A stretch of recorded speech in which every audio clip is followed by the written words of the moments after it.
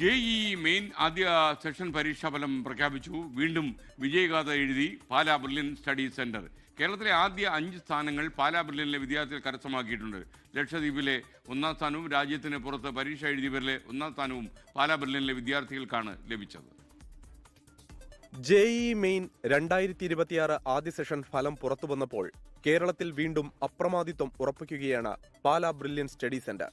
തൃശൂർ നാട്ടികയുടെ അഭിമാനമായി മാറിയ വൈഷ്ണവ് ENK 99.98 എന്ന മികച്ച പെർസെന്റൈൽ സ്കോറോടെയാണ് കേരളത്തിൽ 1ാം സ്ഥാനം കരസ്ഥമാക്കിയത്. കൃതീഷിന്റെയും സന്ധ്യ കൃതീഷിന്റെയും മകനാണ് വൈഷ്ണവ്. ദേവമാത CMI പബ്ലിക് സ്കൂളിലെ +2 പഠനത്തോടൊപ്പമാണ് വൈഷ്ണവ് ബ്രില്യന്റിൽ പരിശീലനം നേടിയത്. വൈഷ്ണവിന് പിന്നാലെ ആദ്യ 5-ൽ ഇടം പിടിച്ചത് ബ്രില്യൻ സ്റ്റഡി സെന്ററിലെ വിദ്യാർത്ഥികൾ തന്നെ.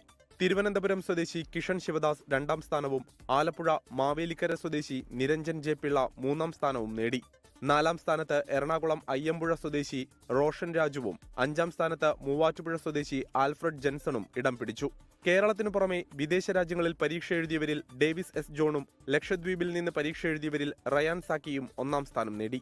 വിദ്യാർത്ഥികളുടെ കൃത്യമായ പ്ലാനിങ്ങും കഠിനാധ്വാനവും മികച്ച പരിശീലനവുമാണ് വിജയത്തിന് പിന്നിലെന്ന് ബ്രില്യൻ മാനേജ്മെന്റ് പ്രതികരിച്ചു. ഉജ്ജ്വല വിജയം നേടിയ വിദ്യാർത്ഥികളെയും ബ്രില്യൻ സ്റ്റഡി സെന്റർ അഭിനന്ദിച്ചു.